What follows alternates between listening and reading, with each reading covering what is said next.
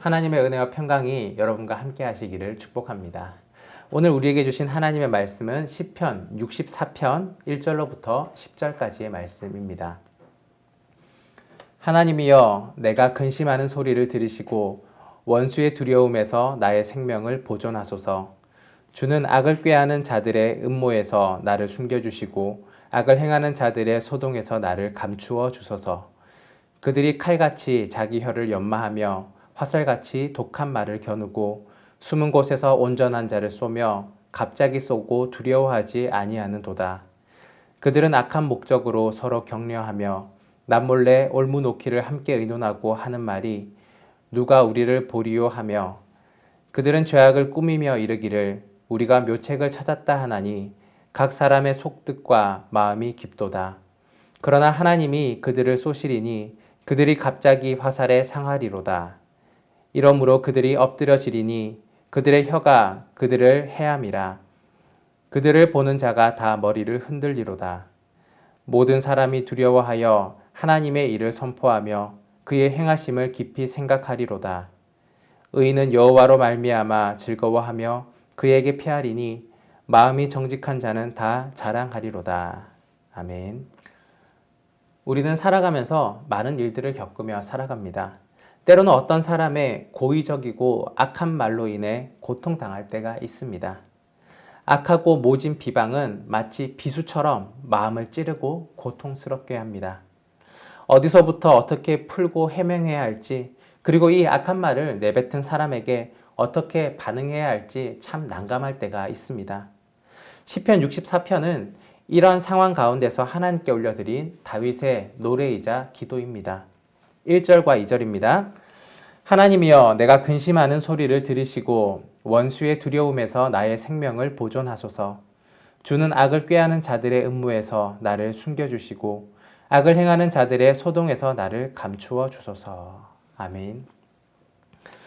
다윗은 대적에게 고난을 당하는 삶의 현실을 하나님께 탄원하고 하나님께서 악인들을 심판해 주실 것을 요청하고 있습니다. 그리고 이제 악인들의 행동을 하나하나 하나님께 아뢰고 있습니다. 이 시간에는 본문 말씀을 통하여서 악인들의 행동과 의인의 행동을 비교해보고 하나님이 주시는 은혜들을 함께 나누어 보겠습니다. 첫 번째, 악인은 악한 말로 공격합니다. 악한 말로 공격합니다. 3절과 4절 말씀입니다.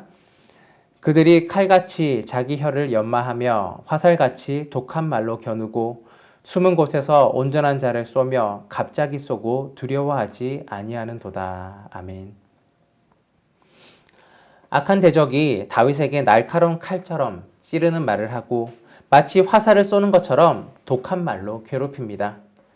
칼같이 자기 혀를 연마한다라는 것은 다윗을 음해하기 위해서 거짓말을 부지런히 꾸며대는 것을 묘사하는 것입니다. 그리고 화살같이 독한 말로 겨눈다라는 것은 적을 완전히 죽이기 위해서 화살에 독을 묻히듯이 그렇게 겨누듯이 다윗에게 치명적인 손상을 줄 수 있는 말을 준비하고 있는 것을 말하고 있습니다. 다윗은 예상하지 못한 가운데에 공격을 당합니다. 악한 자는 모든 준비를 마친 후에 보이지 않는 곳에서 기다렸다가는 다윗을 향하여서 공격을 퍼붓고 그의 행동에 대한 죄책감을 느끼지 않습니다.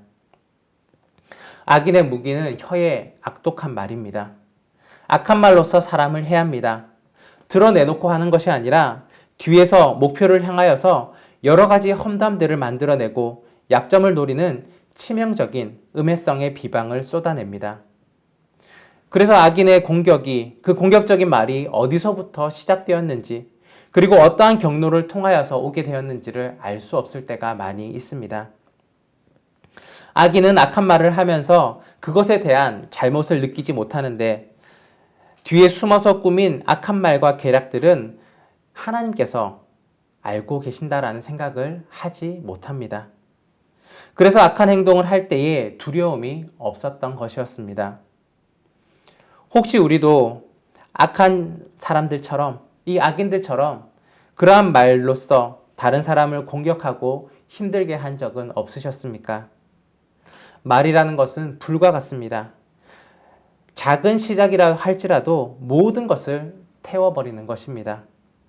다른 사람을 험담하거나 약점을 들추어내서 공격하는 것, 그러한 악한 말들을 삼가하고 칭찬과 격려의 아름다운 말들을 하도록 노력해야 할 것입니다.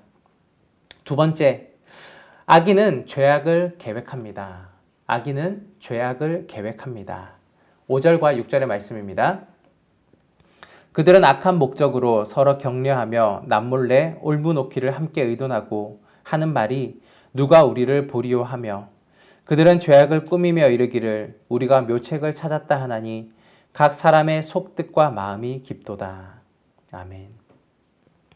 악인들은 서로 모여서 악을 도모합니다.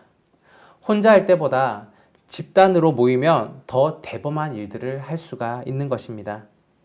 악인들은 함정을 만들기 위해 의논합니다. 대범한 악의 계획을 세워놓고는 서로가 서로를 향하여서 괜찮다라고 격려합니다. 그리고 아무도 이 일을 모를 것이라고 서로 이야기합니다. 양심의 가책을 숨기고 악한 행동이 드러나게 되었을 때 받을 처벌들에 대한 두려움을 잇는 행동들입니다. 남몰래 누가 우리를 보리오라는 말은 일종의 범죄 심리입니다. 누가 보고 있고 그에 대한 처벌을 받을 수 있다라는 생각이 든다면 쉽게 죄를 저지를 수가 없습니다. 하지만 모든 일들을 보고 들으시는 분이 계십니다. 바로 세상을 주관하시는 하나님이십니다. 하나님은 은밀한 곳에서 일어나는 일들은 물론이고 사람의 마음과 생각과 계획까지도 모두 꿰뚫어 보시는 분이십니다. 여러분, 우리도 악인들처럼 착각에 빠져 살 때가 있지는 않으십니까? 아무도 보는 것 같지 않아도 아무도 모르는 것 같아 보여도 하나님은 모든 것을 알고 계십니다.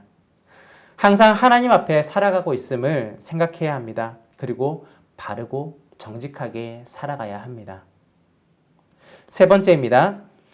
의인은 하나님의 일하심을 기다립니다. 의인은 하나님의 일하심을 기다립니다.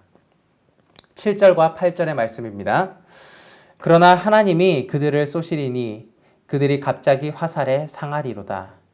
이러므로 그들이 엎드러지리니 그들의 혀가 그들을 해함이라. 그들을 보는 자가 다 머리를 흔들리로다. 아멘. 7절의 시작에 그러나로 시작하고 있습니다. 이 그러나라는 본문의 말씀은 반전의 시작을 알리고 있습니다. 하나님은 의인에게 역전을 이루어 주시는 분이십니다. 하나님은 공의롭게 판단하시고 상과 벌을 주시는 분이십니다. 의로운 자에게는 그에 합당한 상을 주시고 악한 자에게는 그에 합당한 벌을 주십니다. 그동안 악인이 일방적으로 공격했습니다. 악한 계략을 꾸몄고 함께 모의할 사람을 모았습니다. 의인은 수세에 몰려서 마치 악인들의 공격 앞에 집어삼켜질 것 같이 보였습니다. 그런데 앞으로 일어날 일들은 반전이며 대역전극입니다. 하나님은 의인에게 게임 체인저입니다. 바로 전능하신 하나님이 그들의 힘이 되어 주실 것입니다. 하나님께서 모든 악인들의 말과 모의를 알고 계십니다. 이제 하나님께서 악인들의 행한 그대로 악인들에게 갚아 주실 것입니다. 악인들이 쏘려 하였던 화살들은 도리어 그들에게 돌아갈 것입니다. 의인들을 해하려고 모의하였던 모든 계획들은 도리어 자기들이 엎드려지는 결과로 마무리될 것입니다. 악인들이 쏟아내었던 악한 비방과 험담들은 그들을 상하게 하는 말이 될 것입니다. 우리도 악인들의 행동에 대하여 맞대응하고 싶은 마음들이 들 때가 있지는 않으십니까? 의인은 스스로 보복하여 죄를 범하지 않습니다. 악을 악으로 갚지 않고 도리어 선으로서 갚는 사람들이 바로 의인입니다. 그것은 마치 원수의 머리에 핀 숯을 놓는 것과 같습니다. 하나님께서 그들을 몹시 부끄러워 하실 것입니다. 그리고 하나님이 그 모든 죄악을 되갚아 주실 것입니다. 네 번째입니다. 의인은 하나님으로 즐거워합니다. 의인은 하나님으로 즐거워합니다. 10절 말씀입니다. 의인은 여호와로 말미암아 즐거워하며 그에게 피하리니 마음이 정직한 자는 다 자랑하리로다. 아멘. 다윗은 시편 64편의 시작에서는 근심과 두려움의 감정으로 노래를 시작했습니다. 그러나 마지막 절에 이르러서는 즐거워할 것이다 라고 선포하며 노래를 마무리하고 있습니다. 하나님이 계시기에 걱정과 염려를 내려놓고 즐거워하면서 하나님께 피하겠다라고 스스로 다짐하고 있는 것입니다. 믿음의 길을 걸어갈 것을 결단하는 행동, 이것이 바로 의인의 마땅한 모습입니다. 의인은 악인의 악행을 바라보고 의인은 악인의 악행을 바라보지 않고 하나님을 바라보는 사람들입니다. 비록 눈앞의 현실은 억울하고 힘겨운 상황이 놓여있다 할지라도 염려하지 말 것은 그 모든 상황을 알고 계시며 선악간에 판단하는 분이 바로 하나님이시라는 것입니다. 눈앞의 현실이 억울하고 힘겹고 어렵더라도 하나님이 계시기에 하나님이 모든 것을 갚아주실 것을 확신하기에 즐거운 마음으로 하나님께 맡기는 것입니다. 사랑하는 여러분, 여러분은 어려움을 당할 때 즐거워하실 수 있으시겠습니까? 어려움으로부터 피할 곳이 있을 때에, 그 어려움을 해결할 방법이 있을 때에 우리는 즐거워할 수가 있습니다. 우리의 힘은 여호와 하나님이십니다. 의인은 망할 것 같이 보일지라도 망하지 않습니다. 넘어질 것 같이 보일지라도 넘어지지 않습니다. 악인이 수단과 방법을 가리지 않고 공격하며 의인이 마치 궁지에 몰려서 죽을 것 같은 위기에 직면한다 할지라도 낙심할 필요가 없습니다. 대반전이 예비되어 있기 때문입니다. 하나님이 해결해 주십니다. 하나님이 의인들에게 역전극을 이루어 주실 것이기 때문입니다. 의인은 하나님의 살아계심과 역사하심을 신뢰하기에 오늘의 근심과 두려움의 상황 중에서도 즐거워할 수 있는 것입니다. 사랑하는 여러분, 오늘 하루도 정직한 마음을 굳게 유지하며 하나님을 신뢰하는 신실한 마음을 가지고 의인의 삶을 살아가시기 바랍니다. 그리할 때에 하나님께서 여러분의 힘과 여러분의 역사를 이루어 주실 것입니다. 기도하겠습니다. 사랑의 아버지 하나님 감사합니다. 오늘도 저희에게 힘과 능력이 되시는 주님, 오늘 시편 64편의 말씀을 통하여서 때로는 고난당하며 때로는 어려움을 당할 때도 있지만 하나님께서 그 모든 상황들을 역전시켜 주실 것을 또한 믿고 의지합니다. 하나님, 오늘도 악한 말로써 우리의 마음을 힘들게 하는 자들이 있습니다. 또한 악한 일들을 모의함으로써 우리를 궁지에 빠뜨리려 하는 자들이 있습니다.